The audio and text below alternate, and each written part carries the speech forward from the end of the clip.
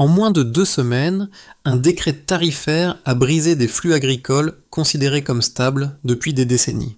Alors que les exportations américaines vers l'Afrique de l'Ouest se contractaient brutalement, les marchés du Sahel ont révélé une capacité d'absorption et d'adaptation que ni Washington ni ses partenaires n'avaient pleinement anticipée. Que dit réellement ce basculement accéléré de l'équilibre alimentaire mondial lorsque Ibrahim Traoré devient, presque malgré lui, un repère politique d'une souveraineté désormais mesurable? Un système ancien vient de changer de centre de gravité. Ce récit propose une lecture rigoureuse d'un choc commercial souvent réduit à un geste symbolique alors qu'il agit déjà comme un révélateur systémique. L'enjeu est double et concret. Comprendre comment une mesure ciblée traverse les océans, puis mesurer ce qu'elle transforme simultanément chez les producteurs, les marchés et les équilibres politiques. En filigrane, l'analyse éclaire ce que gagnent et ce que risquent des acteurs longtemps liés par des routines d'approvisionnement réputées fiables. Pour le lecteur, le bénéfice est immédiat. En 10 à 12 mots, saisir comment une décision tarifaire peut remodeler un système agricole entier. L'examen des faits, sans extrapolation, met en évidence des fragilités longtemps ignorées côté américain et des marges de manœuvre patiemment construites côté sahélien. Cette approche permet d'éviter 2 écueils fréquents, la dramatisation hâtive et la minimisation des signaux faibles. À mesure que les données s'alignent, une question centrale se précise. Si un pays de taille modeste parvient à rediriger des flux installés depuis des décennies, quelle certitude structurante demeure pour l'approvisionnement mondial et pour les discours politiques associés, y compris ceux auxquels Ibrahim Traoré est désormais rattaché? En moins de 10 jours, les exportations américaines de blé vers l'Afrique de l'Ouest ont chuté de plus de 40%.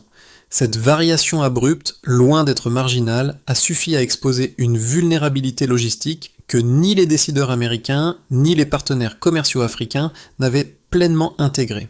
À partir de ce point chiffré, une chaîne de causalité s'est enclenchée, reliant une décision administrative précise à des effets mesurables sur plusieurs continents. Le contexte dans lequel survient cette rupture est essentiel. Pendant des décennies, les échanges agricoles entre les États-Unis et le Sahel reposaient sur une stabilité presque mécanique. Contrats récurrents, flux prévisibles, dépendances mutuelles rarement remises en cause. Cette continuité avait façonné des habitudes économiques autant que des certitudes politiques, donnant l'illusion d'un équilibre durable. L'application du décret tarifaire burkinabé a rompu cette inertie. En ciblant 11 catégories de produits agricoles américains, la mesure a immédiatement modifié les conditions d'accès au marché sahélien. Les premières réactions, souvent qualifiées de symboliques dans les cercles d'analyse, ont été rapidement démenties par les chiffres.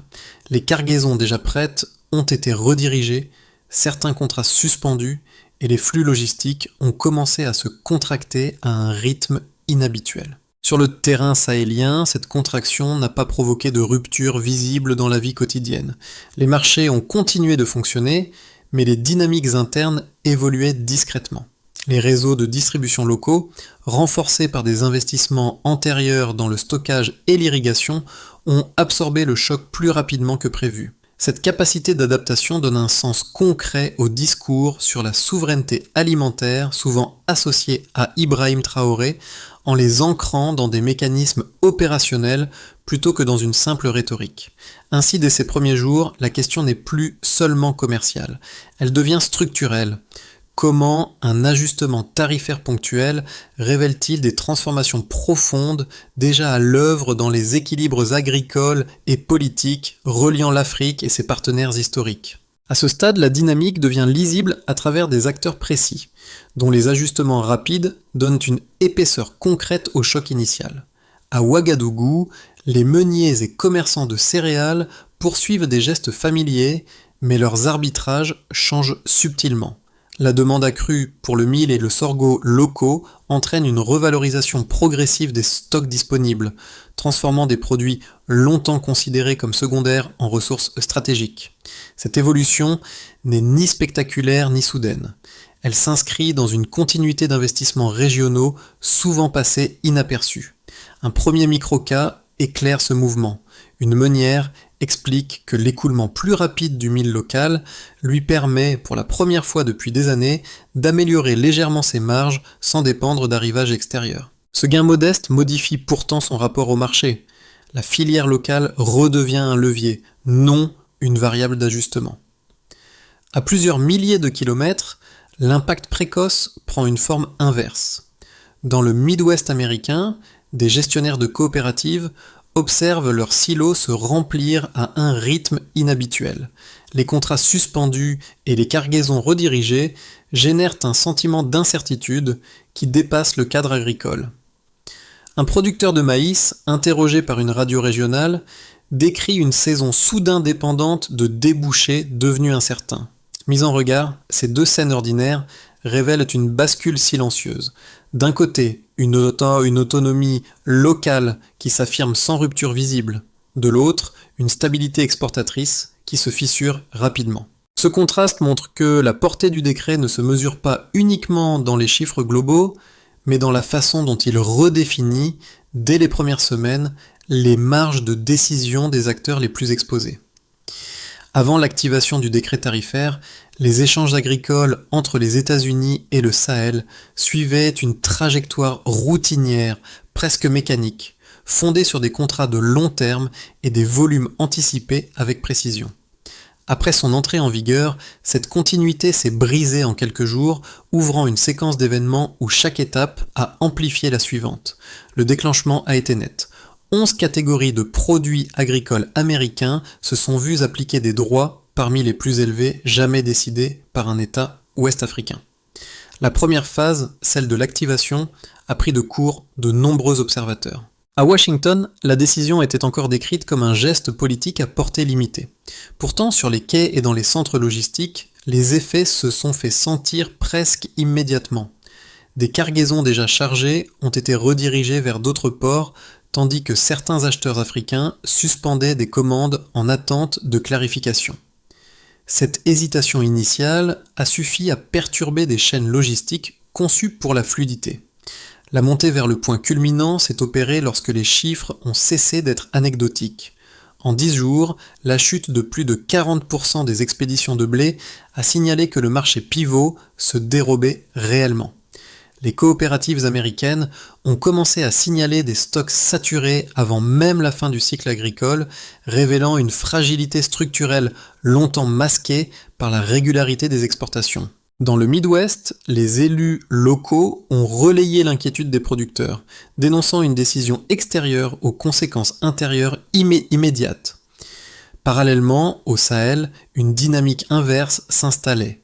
Les réseaux de distribution régionaux absorbaient le choc avec une rapidité inattendue, soutenue par des capacités de stockage et de transformation développées au fil des années. Des fournisseurs alternatifs, notamment en Afrique du Nord, en Eurasie et en Amérique du Sud, ont réagi promptement, comblant certains vides sans délai notable. Cette réactivité a transformé ce qui aurait pu rester une pénurie transitoire en opportunité de réorganisation durable.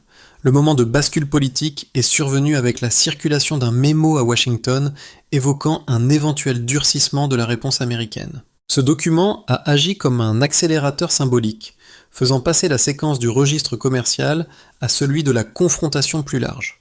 Dans le Sahel, cette perspective a renforcé les discours de dignité et d'autonomie, souvent associés à Ibrahim Traoré, en leur donnant une assise factuelle. Enfin, la phase de résonance s'est installée. Les marchés ont intégré l'idée d'un réalignement possible, les contrats à terme ont fluctué, et les acteurs des deux côtés ont commencé à ajuster leur stratégie. Ce qui n'était qu'un décret ponctuel est devenu une force structurante, capable de redéfinir durablement les équilibres entre production, influence et pouvoir commercial. La ligne de base était simple. Pendant des décennies, les exportations agricoles américaines vers l'Afrique de l'Ouest formaient un flux stable, prévisible, rarement remis en question. Puis est survenue la rupture mesurable. En moins de 2 semaines, ces flux se sont contractés brutalement, révélant une dépendance structurelle longtemps masquée par la régularité des échanges. Ce passage du continu au discontinu constitue le premier indicateur clé de la bascule en cours. On peut déjà noter ceci. chute des exportations de blé, plus de 40%. En termes simples, une contraction rapide signale qu'un marché pivot peut céder soudainement. Ce pourcentage, observé sur une période exceptionnellement courte, montre qu'un ajustement tarifaire ciblé suffit à désorganiser des chaînes logistiques conçues pour la stabilité. Il ne s'agit pas d'une fluctuation saisonnière, mais d'un décrochage qui force les opérateurs à réviser leurs prévisions en temps réel. Les coopératives américaines ont immédiatement ressenti l'effet, car leur modèle reposait sur l'écoulement continu des volumes. On peut déjà noter ceci. Revalorisation des céréales locales au Sahel. En termes simples, une hausse locale modifie l'arbitrage entre importation et production interne. Même sans pourcentage détaillé dans les données publiques, les témoignages convergent vers une appréciation notable du mil et du sorgho sur les marchés sahéliens. Cette évolution est significative car elle agit comme un signal-prix incitant les acteurs à privilégier les filières nationales. Une augmentation même modérée suffit à redonner de la valeur économique et symbolique à des cultures longtemps marginalisées par les importations. On peut déjà noter ceci, saturation précoce des silos américains. En termes simples, un stockage trop rapide révèle un déséquilibre durable entre production et débouchés. Les rapports des coopératives du Midwest décrivent des silos se remplissant trop tôt, trop vite, un phénomène inhabituel à ce stade du cycle agricole. L'absence de pourcentage précis n'affaiblit pas la portée de l'indicateur. La répétition des témoignages sur plusieurs états signale une accumulation anormale. Ce blocage logistique entraîne des coûts, pèse sur les prix intérieurs et alimente les craintes d'ajustements douloureux dans l'emploi rural. Pris ensemble, ces trois repères dessinent une configuration cohérente. La contraction rapide des exportations, la revalorisation locale des céréales africaines et l'engorgement du stockage américain ne sont pas des phénomènes isolés. Ils composent d'un schéma où la rupture s'opère simultanément aux deux extrémités de la chaîne. Les marchés financiers l'ont intégré sans délai, comme en témoignent les fluctuations observées sur les contrats à terme du blé et du soja. Au Sahel, cette lecture quantifiée renforce une orientation politique déjà présente. Les discours sur la souveraineté alimentaire, associés notamment à Ibrahim Traoré, trouvent ici une validation empirique, la capacité à absorber un choc externe et à en tirer un avantage relatif. Aux États-Unis, les mêmes chiffres nourrissent une inquiétude inverse, celle d'un système trop exposé à la reconfiguration rapide de ses débouchés. Les preuves disponibles convergent vers une conclusion prudente mais ferme. La tension tarifaire a cessé d'être ponctuelle pour devenir structurelle. Deux thèses opposées structurent désormais le débat autour du choc tarifaire, chacune s'appuyant sur des arguments cohérents au regard des intérêts qu'elle défend. Les exposer clairement permet de mesurer la solidité réelle de chaque position avant toute conclusion hâtive. La première thèse, largement relayée par les élus du Midwest et les organisations professionnelles américaines, affirme qu'une riposte ferme est indispensable. Selon cette lecture, accepter sans réaction la contraction des exportations reviendrait à installer un précédent dangereux. D'autres régions du monde pourraient être tentées de tester la résistance du système commercial américain, fragilisant un modèle bâti sur des décennies de stabilité. Les producteurs, confrontés à des stocks qui s'accumulent et à des contrats suspendus, voient dans l'inaction un risque existentiel. Pour eux, la pression politique n'est pas un excès, mais un outil destiné à restaurer un rapport de force jugé nécessaire à la survie de leurs exploitations. La seconde thèse, plus présente dans les cercles diplomatiques et analytiques, soutient qu'une escalade serait contre-productive. Les premières semaines ont montré que d'autres fournisseurs étaient prêts à combler rapidement les vides laissés par les États-Unis. Dans cette optique, durcir la réponse accélérerait un réalignement déjà amorcé, transformant une transition conjoncturelle en choix structurel pour l'Afrique. Les réactions régionales, coordonnées et publiques, suggèrent que la diversification n'est plus perçue comme une option, mais comme une protection stratégique. Une pression excessive renforcerait donc précisément la dynamique que Washington cherche à contenir. Face à ces deux lectures, l'examen des faits disponibles invite à une position intermédiaire. La rapidité des événements, la chute mesurable des flux, l'absorption du choc par les réseaux sahéliens et la mobilisation politique régionale indiquent que le déplacement d'équilibre est déjà en cours. Ignorer cette réalité reviendrait à fonder une stratégie sur un paysage qui n'existe plus. A l'inverse, une réaction disproportionnée risquerait de figer durablement des blocs commerciaux en recomposition. Les données suggèrent ainsi une conclusion prudente. Le rapport de force ne se rétablit ni par l'inaction, ni par l'escalade, mais par la reconnaissance explicite d'un système qui a commencé à se transformer. Le centre de gravité s'est déplacé. À partir de ce point, la confrontation cesse d'être un simple différend tarifaire pour devenir un test grandeur nature de souveraineté alimentaire. Les signaux observés dans les semaines précédentes convergent désormais vers une même lecture. Le Sahel n'est plus uniquement en réaction, il agit selon une logique déjà structurée. Les marchés nocturnes, les circuits de transformation et les réseaux de stockage montrent une continuité d'activité qui tranche avec l'idée d'une dépendance fragile. Ce basculement change la nature du débat. Il ne s'agit plus de savoir si la mesure peut être annulée ou corrigée à court terme, mais d'évaluer ce qu'elle révèle sur l'état de préparation des acteurs régionaux. Les ajustements rapides observés ne sont pas improvisés. Ils s'inscrivent dans des trajectoires d'investissement et de coordination construites sur plusieurs années. Cette réalité rend toute marche arrière coûteuse, politiquement comme économiquement. Dans ce contexte, la figure d'Ibrahim Traoré prend une dimension particulière. Ces prises de position sur la souveraineté alimentaire, souvent perçues comme discursives, trouvent ici un ancrage pratique. Elles accompagnent un mouvement déjà visible sur le terrain plutôt qu'elles ne le précèdent. En miroir, les réactions américaines traduisent un décalage croissant entre la perception politique et la réalité opérationnelle. Le système d'exportation, conçu pour la stabilité, peine à s'adapter à une reconfiguration rapide. Ce point médian révèle ainsi une asymétrie nouvelle. L'un des pôles consolide son autonomie, tandis que l'autre découvre ses marges de vulnérabilité. Les effets du décret tarifaire se déploient désormais de manière lisible dans 4 sphères distinctes, chacune illustrant une facette précise de la recomposition en cours. Leur observation conjointe permet de mesurer l'ampleur réelle du déplacement d'équilibre amorcé. Pour les États du Sahel, l'impact est d'abord politique et symbolique. La capacité à maintenir l'approvisionnement sans rupture visible renforce la crédibilité des choix opérés. Les gouvernements de la région, en affichant un soutien coordonné, transforment une décision nationale en signal régional.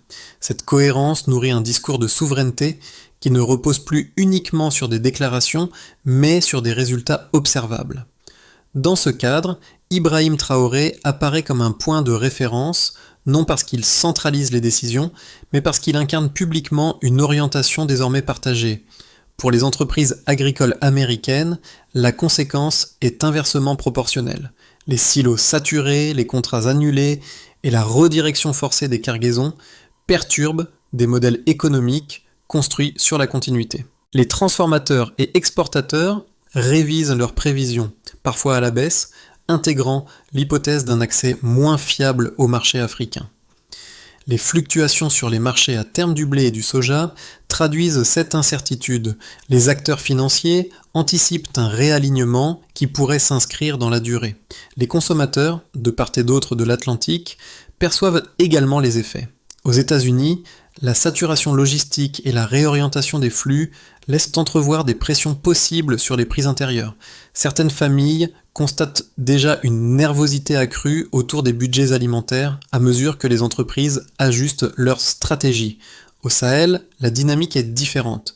Si certains produits importés deviennent plus coûteux, les céréales locales gagnent en visibilité et en valeur d'usage. Le pain et les farines issues de production nationale deviennent des marqueurs culturels autant qu'économiques. Enfin, pour la région et l'équilibre géopolitique, les conséquences dépassent le cadre bilatéral. D'autres fournisseurs internationaux ont rapidement occupé l'espace libéré, démontrant que la diversification africaine est opérationnelle. Les pays voisins observent attentivement l'expérience burkinabé, évaluant leur propre dépendance et marge de manœuvre. À Washington, cette évolution soulève une inquiétude stratégique nouvelle. La perte progressive d'un levier d'influence longtemps associé aux exportations agricoles. Pris ensemble, ces effets montrent que le décret a enclenché bien plus qu'un ajustement commercial. Il a produit des conséquences différenciées mais convergentes, révélant un système mondial où l'autonomie de certains s'affirme à mesure que la vulnérabilité d'autres devient visible. À partir des dynamiques déjà observables, 3 trajectoires plausibles se dessinent pour les 6 à 12 prochains mois. Ces scénarios ne relèvent pas de la prédiction. Ils décrivent des prolongements logiques d'un système déjà en mouvement selon l'intensité des réponses politiques et économiques. Un scénario de référence repose sur une stabilisation sans résolution complète.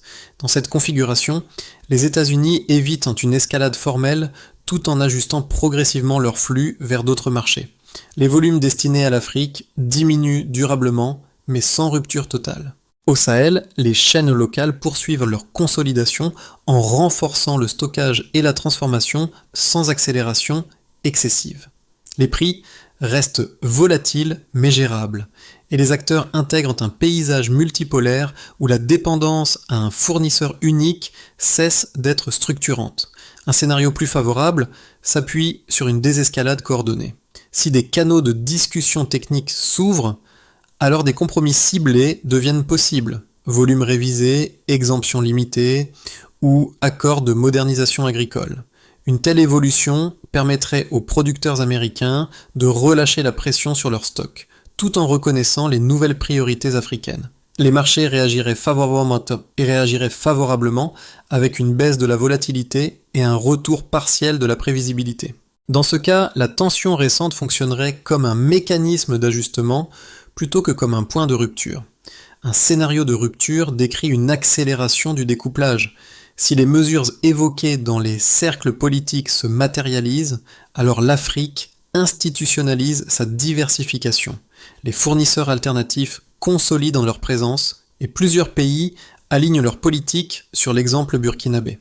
Aux États-Unis, les autorités renforcent les aides internes pour amortir les pertes, tandis que les exportateurs révisent en profondeur leur stratégie. Ce scénario aurait des répercussions globales, redirection des flux céréaliers, pression accrue sur certains prix internationaux et recomposition durable des alliances commerciales. Quel que soit le chemin emprunté, une recommandation s'impose pour l'analyse, raisonner en termes de flexibilité plutôt que de retour au statu quo.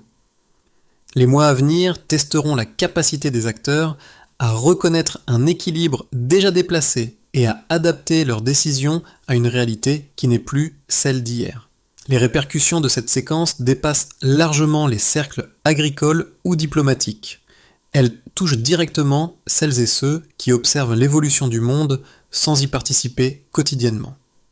Pour un public attentif aux transformations globales, cet épisode montre à quel point des mécanismes perçus comme abstraits peuvent produire des effets rapides et tangibles. Un décret ciblé, appliqué à distance, suffit à modifier des prix, des flux et des priorités politiques, révélant la fragilité de chaînes d'approvisionnement longtemps considérées comme acquises. Pour les consommateurs, la portée est encore plus concrète. Aux États-Unis, la saturation logistique et la réorientation des volumes rappellent que les décisions commerciales influencent directement le coût et la disponibilité des produits alimentaires. Même sans hausse immédiate généralisée, l'incertitude modifie les comportements et alimente un sentiment d'instabilité. Au Sahel, l'effet est d'une autre nature. Les produits locaux gagnent en visibilité et en légitimité, redonnant une place centrale à des cultures parfois marginalisées. Le panier quotidien devient ainsi un marqueur silencieux d'un changement plus large. Pour les citoyens engagés dans les débats publics, cette crise offre un cadre de réflexion renouvelé. Les notions de souveraineté alimentaire, de diversification des partenaires ou de sécurité des approvisionnements cessent d'être théoriques. Elles s'incarnent dans des témoignages, des chiffres et des choix politiques observables. La figure d'Ibrahim Traoré, souvent associée à ces débats, cristallise cette transition en la rendant lisible pour un public plus large, sans en être l'unique moteur. Enfin, pour l'observateur extérieur, une prise de conscience s'impose. Comprendre ces dynamiques devient une forme de vigilance civique. Suivre les trajectoires des échanges agricoles, c'est aussi suivre les lignes de fracture et de recomposition du monde contemporain, là où l'économie quotidienne rejoint la géopolitique. À ce stade, la dynamique observée appelle une structuration claire des réponses possibles, non pour effacer la rupture, mais pour en canaliser les effets. Une feuille de route pragmatique permet d'identifier qui agit, à quel moment et selon quels indicateurs mesurables. Le premier levier concerne les institutions américaines. Si elles souhaitent limiter l'impact de la saturation des silos, elles doivent, dans les 3 à 6 prochains mois, mettre en place des mécanismes temporaires de réallocation logistique. Rediriger une partie des volumes excédentaires vers des marchés secondaires ou des usages alternatifs réduirait la pression immédiate. L'efficacité de cette mesure se mesurerait à la diminution progressive des stocks et à la stabilisation des prix intérieurs. Le deuxième levier s'adresse au réseau agricole sahélien. Pour consolider les gains récents, une coordination régionale renforcée devient essentielle. Harmoniser les capacités de stockage, de transformation et de distribution entre plusieurs pays permettrait de transformer une réponse conjoncturelle en avantage structurel. Les indicateurs clés seraient l'augmentation des volumes transformés localement et la fluidité accrue des échanges intra-régionaux. Le troisième levier relève du dialogue politique technique. Si Washington et Ouagadougou ouvrent d'un canal d'échange centré sur les contraintes opérationnelles plutôt que sur les positions symboliques, alors des marges d'ajustement peuvent émerger sans retour au statu quo. Le progrès se mesurerait à la capacité des deux parties à produire des engagements vérifiables, même limités. Enfin, un axe transversal accompagne l'ensemble, la souveraineté alimentaire comme objectif opérationnel. Les orientations défendues par Ibrahim Traoré trouvent ici leur traduction concrète à travers des indicateurs simples, capables d'évaluer si l'autonomie affichée se transforme durablement en résilience mesurable. Lorsque l'on revient aux scènes ordinaires évoquées au début de ce parcours, leur signification apparaît désormais transformée. Les étals de mil et de sorgho sur les marchés d'Ouagadougou, longtemps perçus comme de simples éléments du quotidien, prennent la valeur de marqueurs historiques discrets. Les mêmes gestes, moudre, peser, vendre, traduisent aujourd'hui une autonomie qui s'est affirmée sans rupture spectaculaire, mais avec une constance révélatrice. Cette évolution donne une profondeur nouvelle au discours entendu dans l'espace public, où la souveraineté alimentaire cesse d'être une abstraction. À l'autre extrémité de la chaîne, les silos saturés du Midwest racontent une histoire parallèle. Ce qui semblait n'être qu'un désajustement logistique ponctuel devient le symbole inverse d'un modèle trop dépendant de débouchés longtemps jugés inébranlables. Les producteurs qui observent leurs stocks s'accumuler incarnent souvent malgré eux la vulnérabilité d'un système confronté à une recomposition rapide. Ces deux paysages, éloignés géographiquement mais désormais liés par une même séquence d'événements, éclairent un basculement plus large. La parole politique d'Ibrahim Traoré trouve ici un écho concret, non parce qu'elle a créé le mouvement, mais parce qu'elle l'a nommé au moment où il devenait visible. Une évidence s'impose alors, un monde agricole fondé sur la routine vient d'entrer dans une phase d'ajustement profond où chaque décision, même ciblée, peut redessiner durablement les équilibres. Au terme de cette analyse, une réalité se dégage avec clarté. Le commerce agricole mondial n'est pas une mécanique abstraite, mais une succession de choix humains aux conséquences concrètes. Les événements observés entre le Sahel et le Midwest rappellent que des décisions administratives apparemment limitées peuvent transformer des pratiques quotidiennes, des équilibres politiques et des trajectoires économiques entières. Dans ce contexte, s'informer devient déjà une forme d'action. Comprendre comment circulent les denrées, comment se redéfinissent les dépendances et comment émergent de nouvelles marges d'autonomie permet de dépasser les lectures simplistes. Les débats autour de la souveraineté alimentaire, souvent associés à la figure d'Ibrahim Traoré, gagnent en nuances lorsqu'ils sont replacés dans des dynamiques mesurables plutôt que dans des slogans. Si ces transformations vous interpellent, l'échange collectif prend tout son sens. Partager des analyses, confronter des points de vue et questionner les modèles établis contribue à éclairer des enjeux qui dépassent largement un différend commercial ponctuel. La discussion reste ouverte. Comment les sociétés peuvent-elles concilier sécurité alimentaire, coopération internationale et autonomie stratégique dans un monde où les équilibres se déplacent de plus en plus vite ?